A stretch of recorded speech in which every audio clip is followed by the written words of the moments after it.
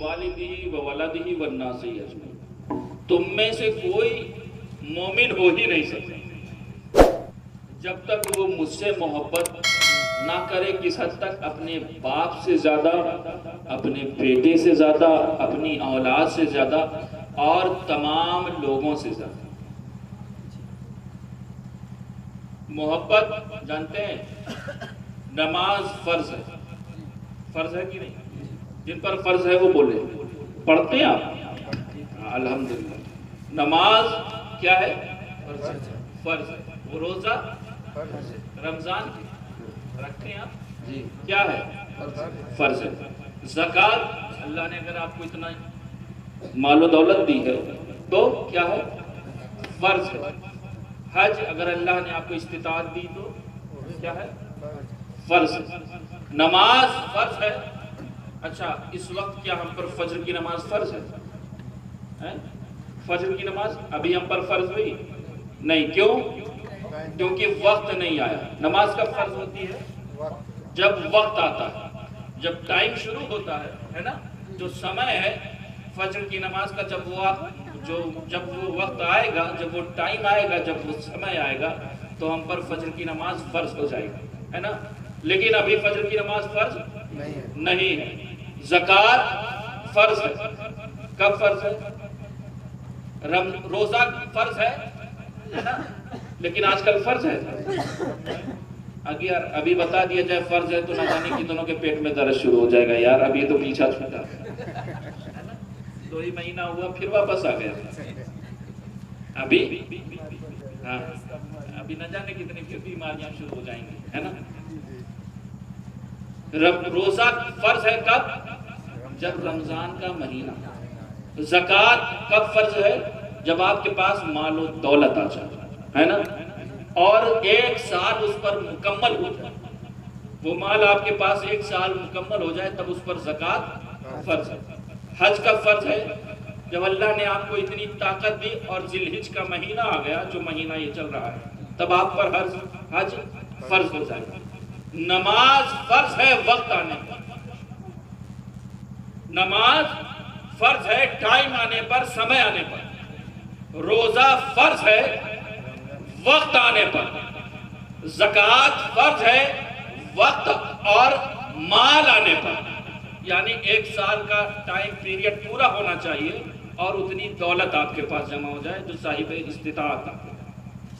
نماز فرض ہے وقت آنے پر، روزہ فرض ہے وقت آنے پر، زکوٰۃ فرض ہے وقت اور ٹائم مکمل ہو، مال اور ٹائم مکمل ہونے پر، مال اور وقت آنے پر۔ حج فرض ہے وقت اور مال آنے پر، لیکن سنو، محبت مصطفیٰ فرض ہے ہر سانس آنے پر۔ اللہ اللہ اکبر، یا رسول اللہ، زندہ آباد، زندہ آباد، زندہ آباد۔ نماز فرض ہے وقت آنے پر، روزہ فرض ہے وقت آنے پر، زکوٰۃ فرض ہے مال اور وقت آنے پر، حج فرض ہے مال اور وقت آنے پر، لیکن محبت مصطفیٰ فرض ہے ہر سانس آنے پر۔ اور جانتے ہیں محبت کیسی ہونی چاہیے؟ اللہ کے رسول ارشاد فرماتے ہیں، یہ میرا فتویٰ نہیں ہے، مجھ پر فتویٰ مت لگانا، وہ بندہ مومن ہو ہی نہیں سکتا جو مجھ سے اپنی جان سے زیادہ، اپنی باپ سے زیادہ، اپنی اولاد سے زیادہ، غرض یہ کہ اللہ کے رسول ارشاد فرماتے ہیں رشتے بتانے نہیں ہے بلکہ تمام لوگوں سے زیادہ، اور چیزیں بھی نہیں بتانی، بینک بیلنس کی بات نہیں، پراپرٹی جائیداد نہیں، گھر بار نہیں، ویاپار کاروبار نہیں، بلکہ تمام چیزوں سے زیادہ مجھ سے محبت۔ اور جانتے ہیں محبت کیوں ہوتی ہے؟ محبت قربت کی وجہ سے۔ محبت کب ہوتی ہے؟ جب بندہ قریب ہو۔ اور اللہ کے رسول ہم سے کیسا قریب ہے؟ اللہ کے رسول ہم سے کتنا قریب ہے پتہ ہے آپ کو؟ اللہ کے رسول ہم سے اتنا قریب ہے، اتنا قریب ہے، میں اپنی بات نہیں کر رہا، رب فرما رہا ہے، قرآن ہے، النبی اولیٰ بالمؤمنین من انفسہم، نبی تمہاری جانوں سے زیادہ قریب ہے۔ تو محبت جو ہوتی ہے وہ قربت کی وجہ سے ہوتی ہے۔ اچھا یہ کیوں فرمایا اللہ کے رسول نے؟ یہ کیوں نہیں فرمایا مجھ سے اتنی محبت کرو جتنی باپ سے؟ یہ بھی تو حکم ہو سکتا تھا نا، ارے مجھ سے اتنی محبت کرو جتنے اپنی باپ سے کرتے ہو۔ یہ بھی حکم ہو سکتا تھا مجھ سے اتنی محبت کرو جتنی اپنی اولاد سے کرتے ہو، ہے نا؟ یہ بھی حکم ہو سکتا تھا مجھ سے اتنی محبت کرو جتنی اپنی پراپرٹی اور بینک بیلنس سے محبت کرتے ہو۔ نہیں، بلکہ کیا فرمایا؟ مجھ سے ان تمام سے زیادہ محبت کرو۔ کیوں؟ کیونکہ اس بات کے پیچھے کا راز یہ ہے کہ کبھی تمہاری زندگی میں کوئی ایسا موقع آ جائے، کوئی ایسا وقت آ جائے، کوئی ایسا سمے آ جائے کہ جہاں پر ایک طرف تمہارے باپ کا حکم ہو، دوسری طرف اللہ کے رسول کا حکم ہو۔ جہاں پر ایک طرف تمہارے بیٹے کی خواہش ہو، دوسری طرف تمہارے رسول کا حکم ہو۔ جہاں پر ایک طرف تمہارے استاد کا حکم ہو، دوسری طرف اللہ کے رسول کی محبت ہو۔ جہاں ایک طرف تمہارے علاقے کی رسم و رواج ہو، دوسری طرف سنت ہو۔ جہاں ایک طرف تمہارے معاشرے کا کاروبار ہو، دوسری طرف اللہ کے رسول کا حکم ہو، تو تم تمام دنیا کے لوگوں کو ٹھوکر پر مار دینا اور محمد عربی کے قدموں سے جڑ جانا۔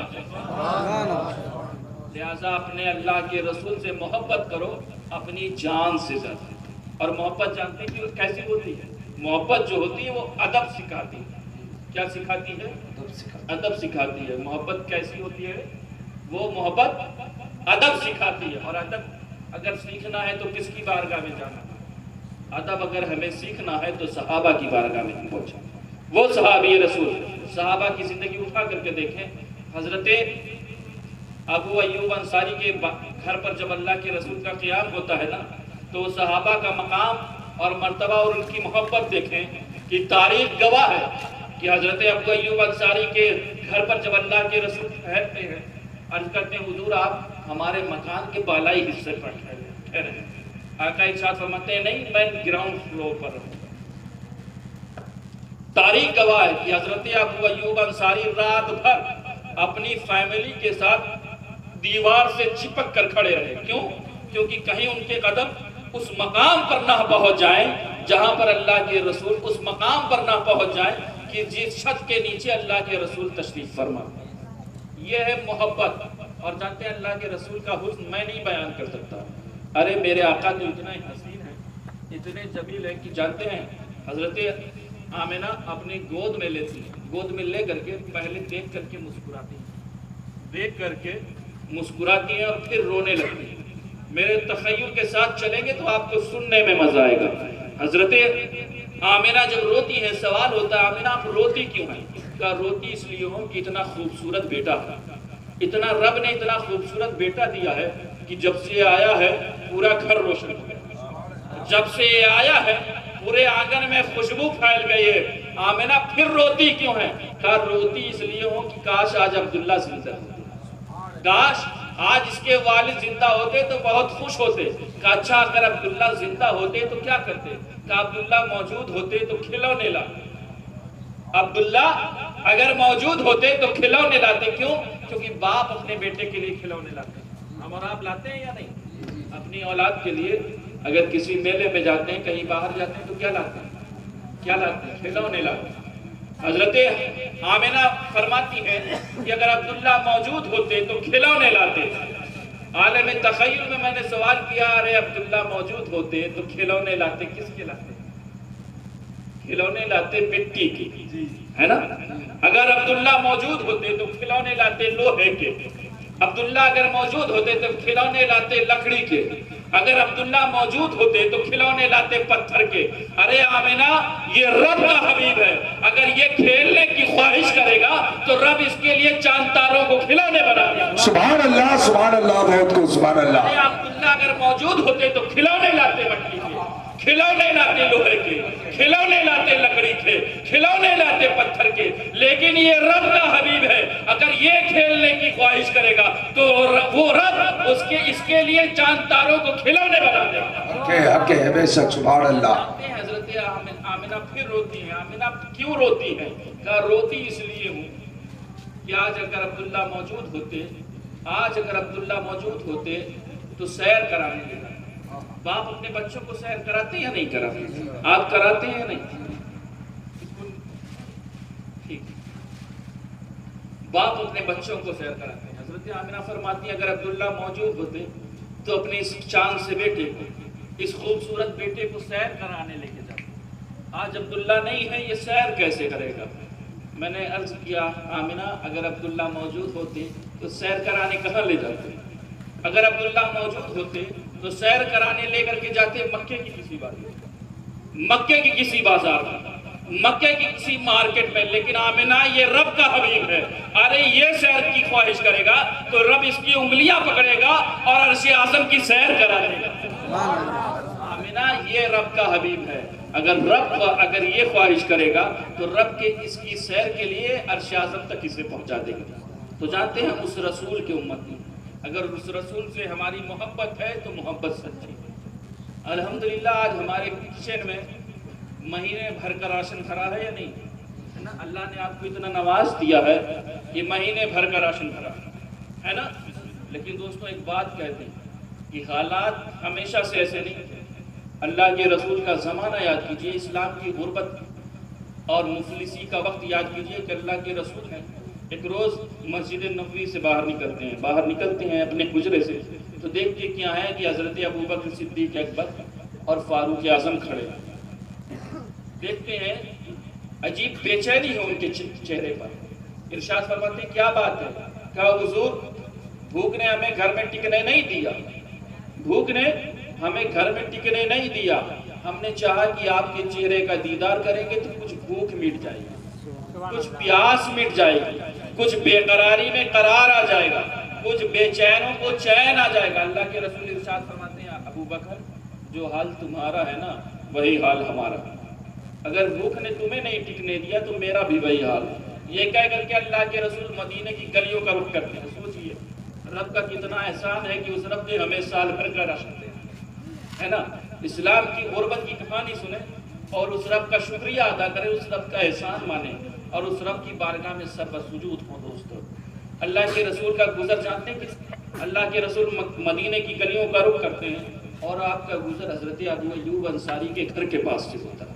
جس وقت آپ کا گزر حضرت ابو ایوب انصاری کے گھر کے پاس سے ہو رہا ہوتا ہے، حضرت ابو ایوب انصاری اللہ کے رسول کی خوشبو پا کر کے اپنے گھر سے باہر آتے ہیں، دروازے پر پہنچتے ہیں، اللہ کے رسول کا گزر ہو رہا ہے. عرض کرتے ہیں حضور کیا آج ہماری دعوت نہیں قبول کرتے؟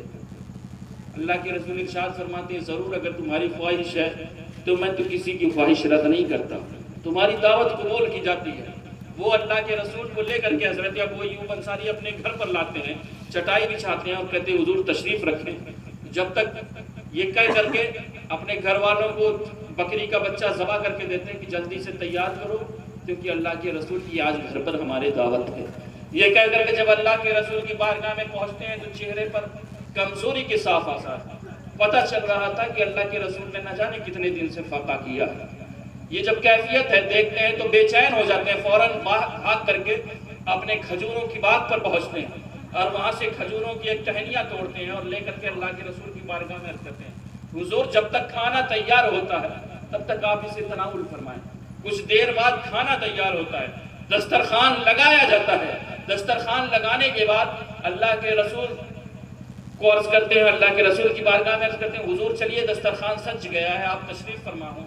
اللہ کے رسول پہنچتے ہیں اور بیٹھتے ہیں. آپ کے ساتھ آپ کے صحابی حضرت صدیق اکبر اور فاروق اعظم بھی جلوہ افروز ہیں، وہ بھی دسترخوان پر شریک ہوتے ہیں. اللہ کے رسول ایک روٹی اٹھاتے ہیں اور اس کے بعد اس میں چند بوٹیاں رکھتے ہیں اور غلام کو آواز دیتے ہیں.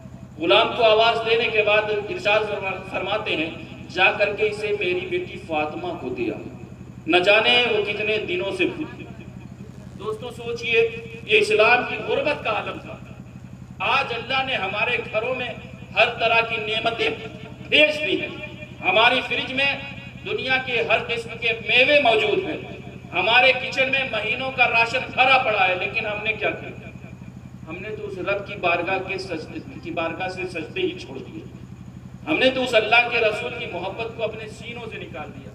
ہم تو صرف نعروں کے لیے مسلمان ہو گئے ہیں. دوستوں میں ایک بات کہنا چاہوں گا کہ ابھی وقت ہے، پھر مصیبتیں ہم پر نہیں نازل ہوں گی پھر کس پر. آج ہمیں شکایت ہوتی، کبھی ہماری اذانوں پر پابندیاں لگائی جاتی ہیں، کبھی ہمارے اسلامک قوانین سے چھیڑ چھاڑ کی جاتی ہے.